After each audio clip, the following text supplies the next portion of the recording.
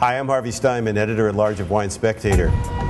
And I'm in New York's meatpacking district at Craftsteak with owner Tom Colicchio, where they make their steaks from three kinds of beef.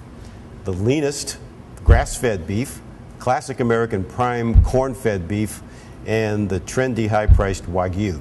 Wagyu is a Japanese breed of cattle. When it comes from Kobe, it's called Kobe beef.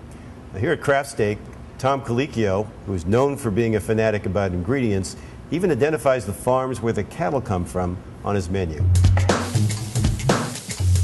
You know, there's been a lot of controversy about what we do here at Craftsteak because I'm not a big fan of the grill. The grates get so hot that when you put the meat on a grill grate, it just burns it and it chars it. And if I see black on a steak, to me it gets bitter. So we pan roast our steaks. We start it in a pan with very high heat, a little bit of oil in the pan, and we sear it, just salt and pepper, and it's seared very hard on both sides. But it stays nice and brown, it gets nice and caramelized, but it doesn't turn black. So when I taste these steaks, I should be able to taste the difference among the three different kinds of meat, because the cooking method is not going to get in the way. It's just salt and pepper and a little butter and then the beef. And so we're going to really be able to tell the difference between the three.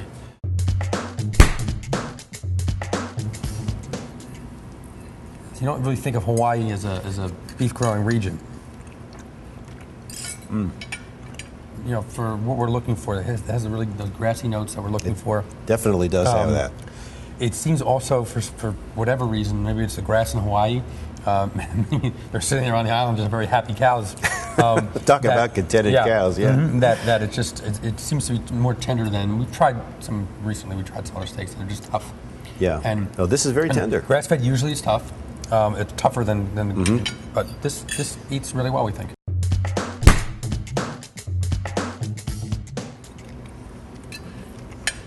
That's the classic American steak taste. You know, it has that sweetness. It has sweetness from the corn. This has about 5 weeks of age on it, and you can taste it. First thing I taste when I put it in my mouth is that gaminess, and then it turns sweet. Clearly more tender than the grass-fed. You get that richness, you get the fat from the corn, the sweetness from the corn. But it's very, very different from the grass-fed. It's almost like not the same animal.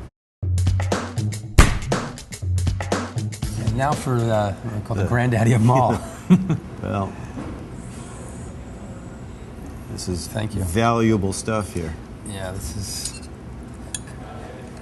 Well, you can tell the way it cuts. It's just you just sort of lay the knife on it and draw it across, and it goes right through.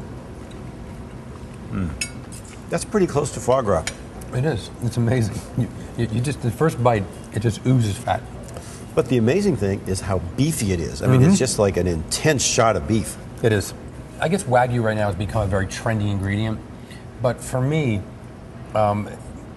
it's not about trendiness. It's about quality. Yeah. This is the best piece of meat you can buy. If someone really wants to experience beef at its finest, there's nothing like it. 3 different steaks, 3 different textures, 3 different flavors.